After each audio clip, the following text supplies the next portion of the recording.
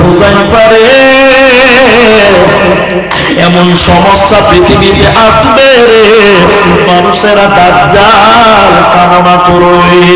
হযরত হুযায়ফা ইবনে ইয়ামান তিনি বললেন, আল্লাহে, আল্লাহর কসম নবী গো, মানুষেরা কেন দাজ্জাল চাইবে, মানুষেরা কেন দাজ্জাল কামনা করবে?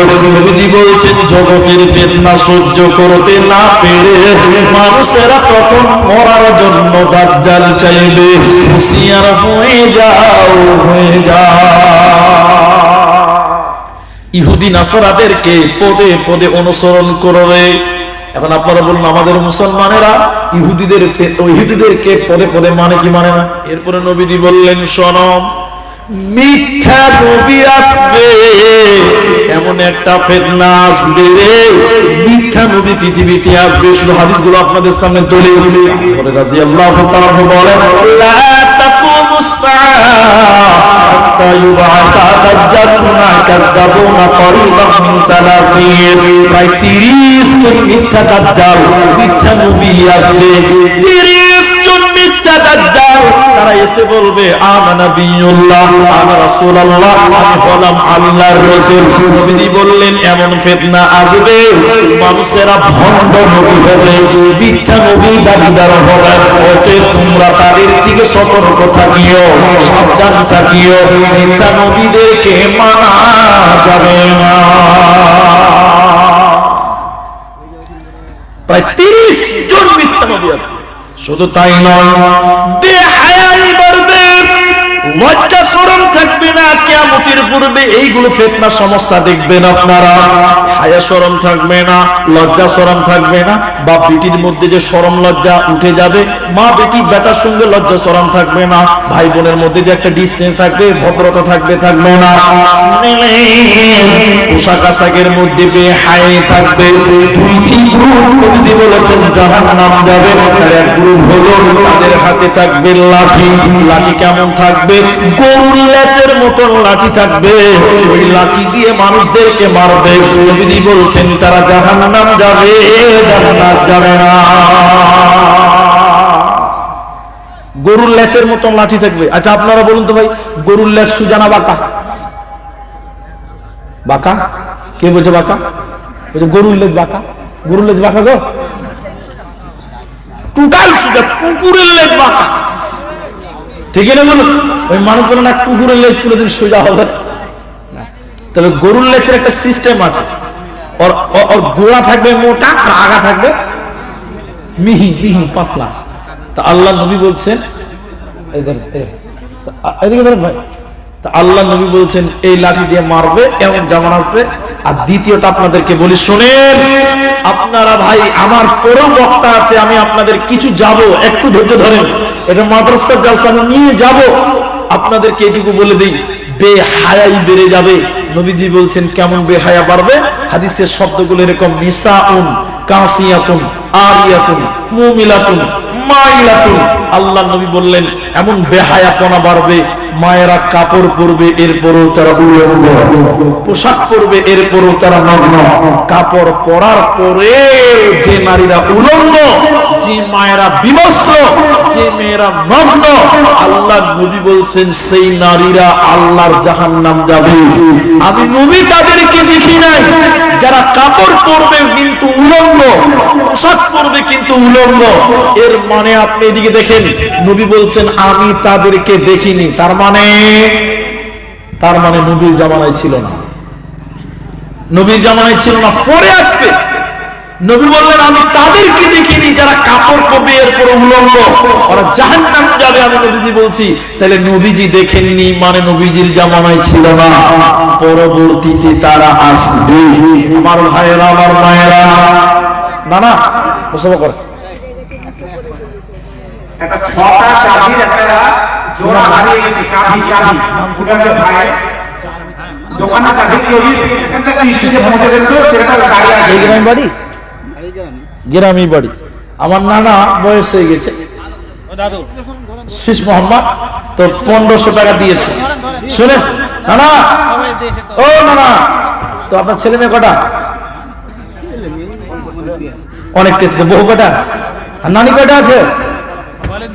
কি বাবা বাবজি একটাই নানি বাবজি তো 1500 টাকা খুব কম হয়েছে নানি না না আরো 3500 টাকা এই বললেন 5000 টাকা ইনশাআল্লাহ পাবেন। না না এতে শুনুন শুনুন শুনুন আপনি 1500 দিয়েছেন আর 3500 দিলে 5 হবে আচ্ছা বাকি আচ্ছা মাশাআল্লাহ তো ঠিক আছে আচ্ছা বাবার জন্য বাবা মার জন্য দোয়া মারা গেছে বাবা মা মারা গেছে 3500 লিখে দেন আর ওই 1500 নগদ দিন আমার টাইম কটা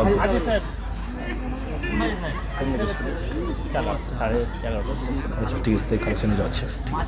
তাহলে আমি আপনাদের বিষয়টা কতটুকু বুঝাতে পারলাম কিনা তবে আমি আপনারা যারা আছেন কলকাতা থেকে হাবিবুর ভাই এসেছেন তিনি তথ্যবহ কথা বলবেন কোরআন হাদিস যা বলবেন বলবেন উনি তথ্যবহ কিছু বাস্তব চিত্র ধরে ধরে কথা বলেন আমার সঙ্গে পূর্ব থেকে পরিচিত মুর্শিদাবাদ এলাকাতে অনেকবার দেখা হয়েছে ওনার ওই সব টফিডাঙ্গা এলাকাতে জিয়াগঞ্জ এলাকাতে তাই যাই হোক আপনারা কি উঠিয়েন না আমি আপনাদের একটা হাদিস বলি আপনাদের এই মাদ্রাসা আপনাদের মাদ্রাসা এই মাদ্রাসাটা আপনাদের মাদ্রাসা আর আপনারা উঠিয়েন না তিনার কিছু কথা আপনারা শুনবেন তাহলে বুঝবেন যে কি বলছেন মুখ দিয়ে জাদু বের হবে ইনশাআল্লাহ আল্লাহ নবী বললেন কি শুনেন আল্লাহ নবী কি বলছেন শুনেন আল্লাহ নবী বলছেন শোনো 7 জন ব্যক্তিকে আরশের নিচে স্থান দেওয়া হয় আরশের নিচে স্থান দেওয়া হবে 7 জনের ভিতরে একজন হলো নবীজি বললেন এমন একটা মহিলা মেয়েটা দেখতে সুন্দর মেয়েটা বংশ ভালো মেয়েটা দেখতে সুন্দর মেয়েটা বংশ ভালো এরকম সুন্দরী মেয়ে বংশ বড় মেয়ে এই মেয়েটা একটা ছেলেকে বলছে চলো চলো জিনা করিগা হায়া শরম নাই বেহায়া বেলজ্জা মেয়েটা বলবে চলো জিনা করিগা চলো ব্যভিচার করিগা চলো পালিয়ে যাই ওই সময় যুবক যদি বলতে পারে আমি আল্লাহকে ভয় করি আমি এই পথ করতে পারবো না নবীজি বলছেন এই ছেলেটাকে আল্লাহ আরশের নিচে স্থান দিবে তাহলে বেহায়া নারী কিয়ামতের পূর্বে দেখতে পাবেন লজ্জা শরম থাকবে না বেহায়া বেড়ে যাবে কিন্তু যুবক তরুণ তোমাদেরকে বলি তখনও তোমরা ধীরে থাকো ধীর স্থির অটুট থাকো তোমরা ঈমানের উপরে আল্লাহ নবী বলছেন তোমাদের আরশের নিচে জায়গা দেওয়া হবে অতএব যত ফিতনা যত পাপ যত গুনাহ আসুক না কেন যতই বিপদ আপদ আসুক না কেন আমরা সর্বোপরি ভরসা করব একজনের প্রতি তিনার নাম আল্লাহ যতই বিপদ আসুক না কেন মৃত্যু চাওয়া হারাম আল্লাহর কাছে সাহায্য চাইব তিনি আমাদের সহযোগিতা করবেন হাদিসটার দিকে আমি আপনাদের দৃষ্টিপাত করছি এইজন্য যে এটা একটা মাদ্রাসা মাদ্রাসা মাদ্রাসা আল্লাহ তাবারক ওয়া তাআলা নবী বললেন কি শোনো একদিন নবী মুহাম্মদ সাল্লাল্লাহু আলাইহি সাল্লাম যুদ্ধে যাবেন তবুকের যুদ্ধে যাবেন তাবুক তো যুদ্ধের জন্য অস্ত্র লাগবে খাবার লাগবে উট লাগবে ওষুধ লাগবে জামা কাপড় লাগবে না হাত পা থাকলে যুদ্ধ জয় হবে আল্লাহ নবী বললেন দেখি কি আছে যুদ্ধের জন্য দেখছে যুদ্ধের জন্য কোনো মাল নাই কালকে যুদ্ধে যেতে হবে নবীজি এই পরিস্থিতিতে খালি বেলালকে বললেন বেলাল এলান করে দাও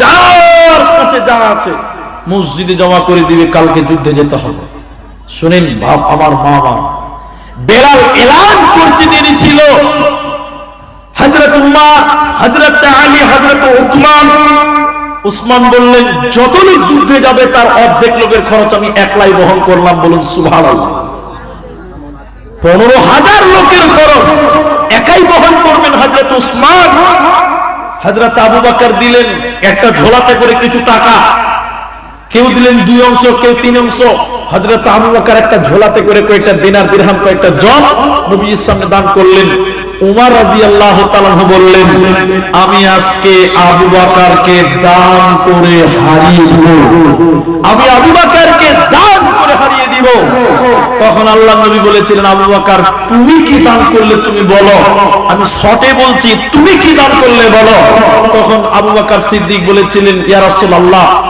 আল্লাহকে এবং আপনাকে বাড়িতে রেখে আমার বাড়িতে যা ছিল সব দিয়ে দিলাম বলুন সুবহানাল্লাহ উমর রাদিয়াল্লাহু তাআলা তখন বললেন আমি আজকেও জিততে পারলাম না আল্লাহ এবং আল্লাহ নবীকে রেখে সব দান করে দিলাম। আপনাদের এই যে মাদ্রাসা, এই মাদ্রাসার জন্য সব দিতে হবে না, সব দিতে হবে না। এখানে যারা আছেন আপনারা, এই ময়দানে যারা আছেন, এই মাদ্রাসার জন্য আপনাদের কাছে মাত্র 5,000 টাকা চেয়েছি, মাত্র 5,000 টাকা। যিনারা মাস্টারি করেন, ব্যবসা করেন, ডাক্তারি করেন, তিনারা ন্যূনতম 10,000 টাকা এই বৃহৎ হিফজখানা কোরআনের পাখিদের জন্য, কোরআনের বাগানের জন্য। কোরআনের বাগানে, আমের বাগানে যেমন পানি দিলে ফল আসবে, ফল হবে, জামের বাগানে জল দিবেন, সার দিবেন তো ফল হবে ভালো, পানি দিবেন না, সার দিবেন না, ভিটামিন দিবেন না, ফল হবে না। এই কোরআনের বাগানে যদি আপনি টাকা দেন, খরচ করেন, অর্থ ব্যয় করেন, ভালো হাফেজ তৈরি হবে, ভালো হাফেজ তৈরি হবে। অতএব এই মাদ্রাসার জন্য কে আছেন বলুন? 5,000 টাকা। কে দিবেন? 10,000 টাকা। একটা লোক প্রথম নাম্বার 5,000 টাকা দিবেন এই মাদ্রাসায়। এই রকম কে আছেন? একটু হাত তুলেন। একটা লোক। আপনারা যারা আছেন এদিকে আসেন, সামনে আসেন, এদিকে আসেন, এদিকে আসেন। জলসার সভাপতি, মাশাআল্লাহ, জাযাকাল্লাহ। তো নানা তিনি বলছেন 5,000 টাকা। নানা বয়স হয়ে গেছে, দিয়েছি আরো আগেও দিয়েছে। হ্যাঁ, তো আপনি চাইলেন তার জন্য দিলাম। তো আমি বলছি আমি চাইলাম তাই তিনি দিলেন। তো মাদ্রাসার আপনি হিতাকাঙ্ক্ষী, মাদ্রাসার পরিশ্রম করছেন, ওটাকে 10 করা যাবে না? 10 করা যাবে না। আগে আমি ধরেলেন যে 5 আগে দিয়ে দিয়েছি, আল্লাহ। তারপরে আপনি বললেন যে কে আছে দিবেন। আচ্ছা তারপরে ঠিক আছে, আমি ঠিক বলে আছে। দিলাম যে 5,000। আমার নানা বলছে যে আমি আগেও কমসে কম 5,000 টাকার মতন দিয়ে দিই। হ্যাঁ, তো তিনি বললেন আরো 5 দিব। তো ঠিক আছে না, 6,000 টাকা, 6,000 টাকা। আলহামদুলিল্লাহ, মাশাআল্লাহ, জাযাকাল্লাহ। আমাদের মাংনা ভিটা কান্তিপাড়ে আচ্ছা, কান্তিপাড়া। মাস্টার মন্টু সাহেব 11,000 টাকা উনি আচ্ছা, কান্তিপা, মাগনা ফিটা কান্তিপা, মাস্টার মুন্টু সাহেব জন্য দোয়া চেয়েছে। মা বাবার জন্য দোয়া চেয়ে তিনি 11,000 টাকা, ইনি নাই মনে হয়, না উনি নেই, উনি খবর মারফত দিয়ে পাঠিয়েছেন।